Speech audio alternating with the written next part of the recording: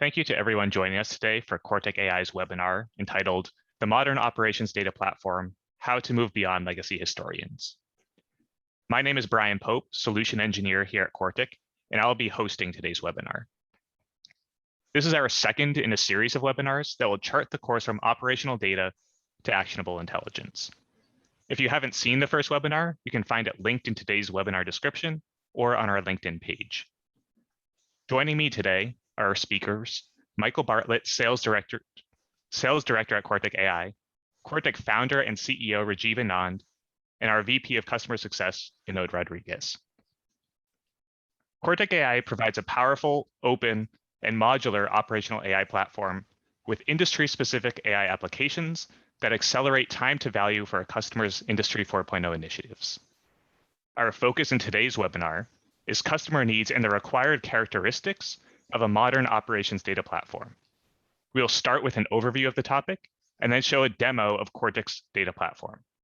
We'll wrap things up with a question and answer session, so feel free to post any questions in the chat during the webinar itself or post them at the end during the question and answer session. And with that, I'd like to turn it over to Mike Bartlett. Thank you, Brian. So I'm going to start with a history lesson. The early days of the process historian consisted of some type of database attached to a control system that could support operator trends on the control system for periods longer than the current operating window. The users would have to venture into the control room to see the limited history available to them, and the primary users were operators and process engineers. That data was usually only available for a few days. That evolved to use more capable local historians that connected to the control system and lived in either the control room, the computer room, or on a server under the desk of the engineer that would maintain it. This capability allowed longer historical storage and use of the data outside of the control room, but typically still only within the plant. These systems only collated the time series data and any discrete data from a single or multiple process lines.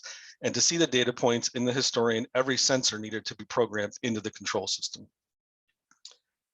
As word got out about the value of that data to other groups outside of the plant, the enterprise historian became a widely adopted paradigm. Yet, even as the uses grew and evolved via other personas within the company, the enterprise historian grew as a variation, not an evolution, of the local historian. Over the last decade or so, these systems can be configured to use events to frame the time series data in the context of a process model or significant events, which can be leveraged for a variety of use cases across operations, maintenance, quality, and other teams that rely on operations data. Cloud native vendors have tried and failed to offer time series data capability, but have not been able to capture the spirit of what these historians have offered. This has kept most of the market share in operations data in the hands of the legacy historian vendors, and the technology advancement curve has plateaued. Because of the lack of advanced technology in these legacy historians, there is limited capability for rich and broad context for complex use cases. Because these systems are pieced together but are not tightly integrated, there's a trade-off between long-term process context storage and detailed comprehensive context. Performance suffers under complexity. In addition, data structures have not evolved past very rigid time value pairs, and analytics capabilities are limited to basic calculations. The primary output of traditional historians was the presentation of data to users in different formats, extending the operation out from the manufacturing network to other parts of the business, but visually. It was not meant to support wide queries on collections of data, only deep queries on individual streams. That means data ops, which is making data ready for consumption by analytical platforms, typically must be distributed elsewhere. So while a data historian could be the basis of a sound manufacturing intelligence program, the overall value of that historian is marginalized because additional systems and applications are required for anything beyond the simple things. Processing of complex data types and use cases, advanced analytics, and supporting true Industry 4.0 initiatives become the responsibility of other systems. To support Industry 4.0 more effectively and efficiently, the data platforms must do more. When trying to fly faster and longer, you cannot turn a turboprop into a jet by adding new engines. The technology should inherently be able to support the scale. The same goes for enterprise data platforms. Central administration and tight integration of systems within scaled-out historians is an afterthought and sometimes non-existent. These systems are unable to be federated for larger scale across multiple hosts, and edge data collection agents are typically managed separately from the core. When they are able to be extended, these systems are infrastructure and license intensive, requiring hosts of servers and IT resources to create and maintain a robust architecture. Built on legacy technologies, they are not optimized to take advantage of all the benefits that the cloud can offer, and ultimately that can lead to a system that's more delicate than robust because of the technical debt that's still at its core. Enterprise data platform. What does this mean? A few things, but first and foremost, it can do streaming context, event frames, and analytics. In the past, streaming happened only at the control system layer and simple analytics were performed at the historian, sometimes ad hoc. The very word historian is a posterior view of things. Then people tried to turn the historian into a full streaming platform, but the technology isn't appropriate. In the modern data platform, context and analytics are also streaming and are an integrated part of the system. Of course, persistence of data and the output of analytics is still accomplished by this platform and allows it to serve as a system of record for GXP and non-GXP applications. Secondly, there is not just one set of data structures, but multiple. One database type or structure cannot serve the broader analytics needs and personas. Search and retrieve functions, sometimes deep, sometimes wide, and sometimes both, need to be optimized based on what application and persona the data needs to serve. Customers are eager to find the true next generation data platform that can truly support their vision for Industry 4.0 use cases, providing one version of the broader truth for all of the personas involved in moving products through the supply chain. This means richer context, support for traditional visualization, simple analytics, and complex machine learning. To repeat, this requires the ability to collect, store, and leverage many complex data types in one platform to extend beyond just the collating of time series data. Beyond process data, there is tremendous value in collecting spectral, photo, video, and other unstructured data and making that data useful visually and analytically across the enterprise. Information technology strongly encourages operations now to change their mindset and look for cloud-enabled systems that are able to scale, that support many use cases, and require fewer resources to maintain. Those which leverage SaaS and cloud platform technologies are already in use by other applications within the organization. This use of a service-oriented architecture leads to considerable savings in the ongoing need for people, infrastructure, and supplemental licensing to support the business with much lower capital costs. They also ask for systems that are centrally managed all the way from the edge to cloud, which support hybrid architectures for ultimate versatility. This is a system that we at Quartic call an OIT platform, where OIT stands for Operational Information Technology, a platform that offers the best of both operational and IT systems.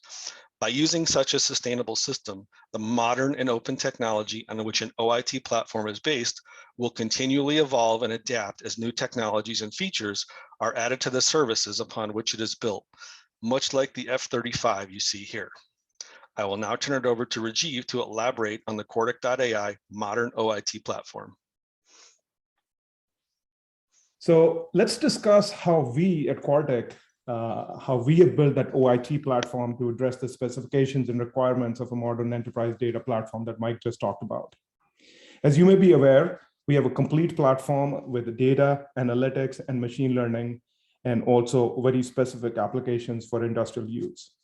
But today, we're going to talk about data and context creation, processing that context and the contextual data in a streaming environment, and also publishing that contextual data also in a streaming environment. So even if your current journey does not include machine learning, you can use this data with rules, event frames, operational frames on streaming data to do analytics, visualization, reporting, and dashboard applications that support that richer set of applications and richer personas that Mike talked about.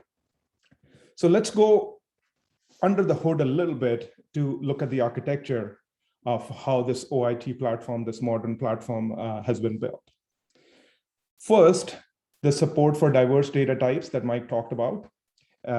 And that means support for data or data sources at rest, data sources in motion like control systems and sensors. Data sources in the cloud, like Mike talked about, also have to be supported. We hear so many times from users doing their digital transformation journeys that we have created or we are building a cloud data lake, but we are now looking at what to do or what applications to build with it. So we can support that journey if that's what you have built in a cloud data lake. Second, let's talk about context creation. And context is often overused. Context has been around. You absolutely, even with the legacy systems that Mike talked about, you have been creating context. So let's talk about that first, that simple context, whether it's ISA 88, custom data models. And if you've already built some of that context, we can consume that metadata and context. And if you're starting to use modern technologies like knowledge graphs, et cetera, we're also building support for that. So while context is being applied, although it's difficult to build, Vinod will show you how we simplify that context creation. But the one key point that I want to make here in terms of process manufacturing applications, and that is, we address context in terms of assets. We do address context in terms of processes and procedures, like Mike talked about. But the one key part of the context that is missing is the material and product flows. That is a critical part of building wider, richer supply chain applications. Without that context, it's very difficult to realize that value. So we're bringing that part of the context also with an application module called Product Harbor, which is just being released as we speak, and Vinod will today give you a preview of that. Second, let's talk about context enrichment. So this is simply, data models, as we refer to as context. But context enrichment is really a form of feature engineering in machine learning terms, which an OT person is probably best capable at doing. This sets you up, you or your data scientists, up for great success when you do start to do your machine learning journeys. And this is with event frames, operational data frames, rules, and other feature creation engines that will then support future machine learning. And then for streaming applications in real time, we have to process this context also in real time. So I've used event frames as a reference many times. So if you've done event frames, now imagine doing multiple event frames, sometimes nested, and those additional features that you created with the calculations being processed in real time, completely in sync with the real-time process and condition data. And that's why you need this context processing engine. So now, once we have that, you can publish that context to applications that can be used to be deployed either on the cloud, in the plant, edge, or in any application that can be built with this richer and broader context that we talked about. But you do, as Mike mentioned, you do have to persist this data and use it for that broad set of applications. Here, you cannot serve that broader version of the truth that Mike talked about with one database. Theoretically, you might be able to, but your search and retrieval that was deep and wide, and sometimes both deep and wide queries, won't be able to keep up with the application needs, particularly this streaming application needs.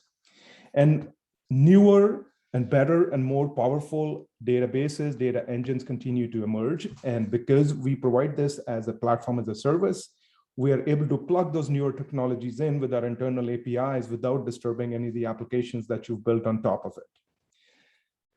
So now that we've published that context, both in streaming and from historical and streaming data, we can distribute that to applications in the plant, the cloud, or the enterprise. We support PubSub, we support microservices, and we do support traditional WebSocket type technologies. Which means now you can start building that rich set of applications with that broader context for a wider set of use cases that we talked about without having to use many different applications and platforms, which you have to do today. You can do that with one application and one version of that broader truth. You can use our visualization. You can use our API with any open source visualization tools you prefer. And we have built native integration with tools like Power BI and Grafana that continue to add amazing power and capability for visualization. But the key here is this: serving the right data to the right application in the right format with the highest possible efficiency. That is the definition of data ops that Mike talked about. So we are not just data ops ready, as Mike laid out in the specification of a modern system. We actually provide data ops in a box, if you think, where we take care of that, serving the right data to the right application in the right format, including doing so with GxP compliance if you're using GxP compliance applications. Now, we haven't even talked about machine learning yet. And today we are not going to be talking about machine learning, but if you are using or you plan to use machine learning in the future, this data ops become even more critical. When you have to feed this data to streaming machine learning algorithms, this becomes critical. This makes the difference between great offline models that don't operationalize versus great models that work as well offline as they do when you operationalize them on streaming data. There is a hypothesis being pushed by some legacy vendors that data is different in the plant for the plant user and the data scientist. We don't agree with that. Data is data. It just needs to be served appropriately. You don't need two systems to do that. So I've talked about a lot of software components, open source frameworks, and other, and it seems scary to pull all this together and manage it. And it can be scary. When you try to build this with a public cloud provider, you have to provision all these managed services and someone has to keep them running. That's called DevOps. What we have done is we've done the DevOps for you.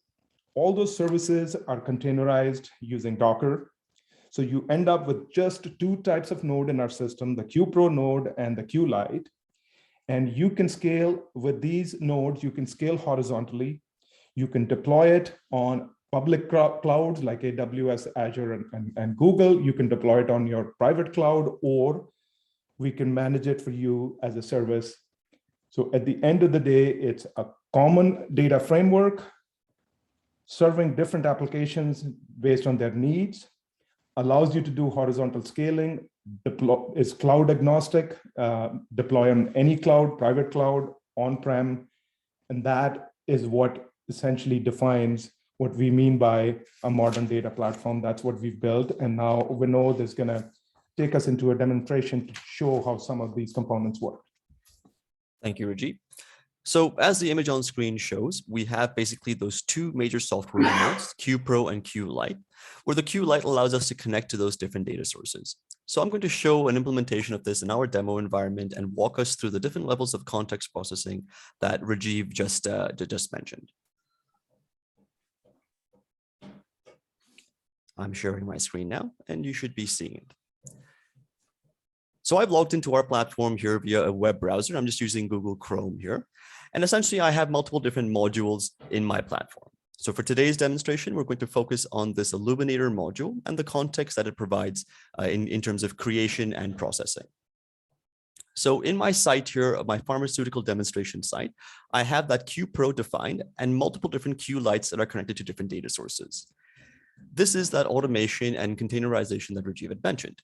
We basically have the capability to connect to many different manufacturing protocols and many different manufacturing protocols supplied by many different suppliers as well. Whether this is on premise or in the cloud, does not matter to us. We have the capability to connect and deploy these data streams, data protocols, so that we can essentially have a pipeline of data coming in from different sources. Once we have this data coming in, our first intent is to start creating that context. So we focus on context in terms of physical asset first. So I'm going to jump into my Pharmaco site, but now from a different module, I'm going to look at the actual physical context of the individual assets and process units at my site. So for example, I have multiple different process units available here. And within those process units, I have individual assets. And each of these assets range. For example, in my fermentation process unit, I have different kinds of fermenters as well as incubators. So this is where the user can essentially start to categorize and link and take that first layer of context from the different data sources and build it into my asset. So let's take a look at this fermentation bioreactor asset. On the left side of my asset here of this page, I have all the different data sources that I've connected to and all the different data that's streaming from these data sources. So for example, from this demo Pi server that I have quite a few different tags that are currently unassigned. On the right side here, I have my current asset, so my 15,000 liter bioreactor of this class fermenter. This can be completely customized and changed to meet any asset you have on a shop floor. The idea here is to be able to categorize these data sets and these data sources into what users would use for this 15,000 liter bioreactor. So for example, I have information coming in from this Toshiba source. I can have information coming in from an MES source and even analytical sources like a Raman spectroscope. The idea again here is once I've contextualized my data from a physical asset, it is available throughout the platform as well as through our APIs and SDKs to be extracted via the context of this 15,000 liter bioreactor. If I scroll down here, you'll see a next step. A next step is defining asset operation and context. So I want to be able to understand if I have something like a batch asset or even a continuous or semi-continuous asset, I can pass in this information that allows me to understand the operation of this specific asset. And not only that, it allows me to share this operation of this asset over other data sources that may not have this context available to them. This creates a better level of context that can be shared immediately from all my data sources available at my shop floor.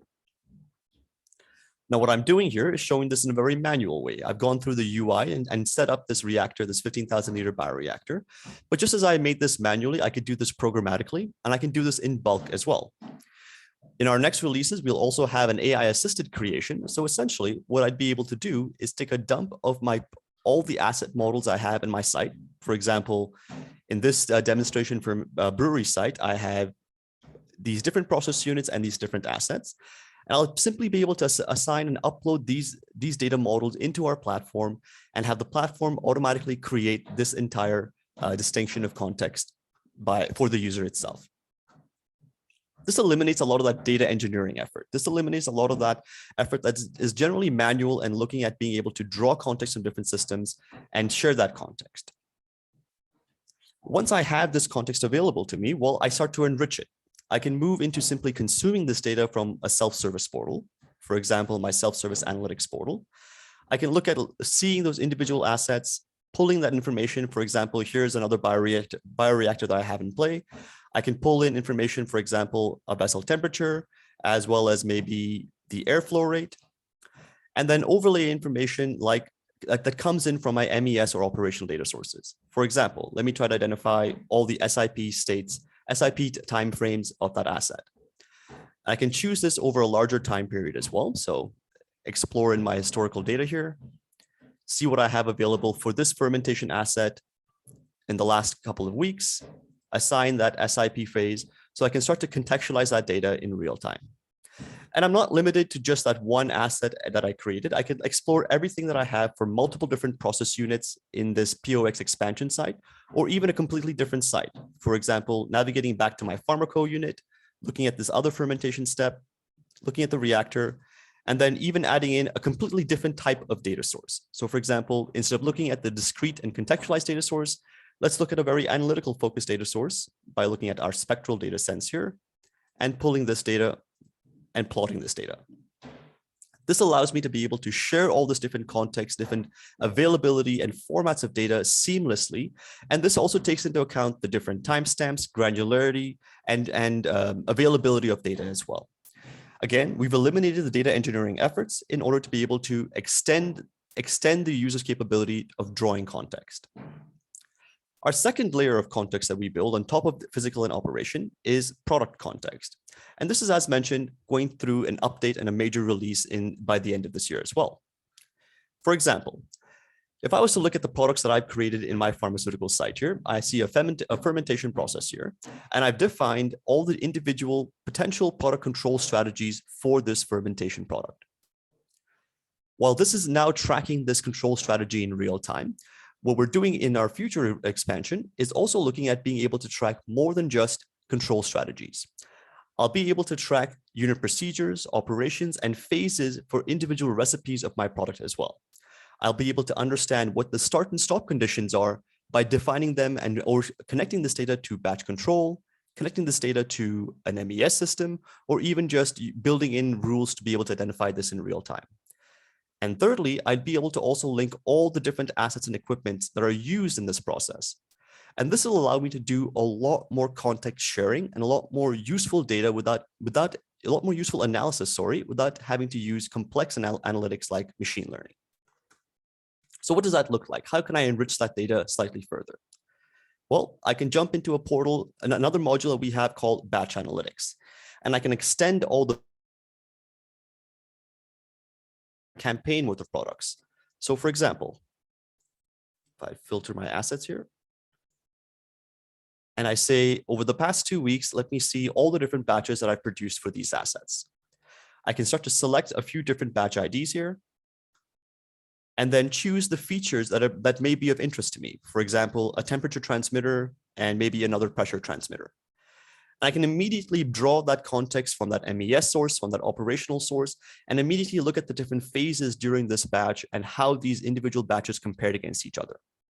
And I can also use this information for my next step, which is not just context enrichment, but enriching context for AI-ready data. And for that, I move into a more feature engineering type analytics, as Rajiv mentioned. So for our feature engineering analytics and our context building for those feature engineering, we have multiple different ways to support our users. A very straightforward way is by building in and writing code. So we can allow the user to launch an entire Jupyter Code notebook and then transform tags, filter data streams in real time by launching their own code and using our pipeline and extending off this context that we created. In addition, there's also a blockly and a block diagram type format where users can essentially drag and drop features to transform tags. Our last bit that I want to touch on here is a little bit of an introduction to the intelligence bit. How can I serve this this data and this context to the intelligence? Well, we can look at all the different assets we've defined in our site and start building models simply by pulling all that data for the asset. So for example, let's pull up that 15,000 liter bioreactor and create a new project to be able to select something and build something about this bioreactor and start to build models on that. We can also go into building machine learning models and deploying machine learning models, extending off this context. So for example, I'm just going to pull a few days worth of data here and proceed forward to build a machine learning model.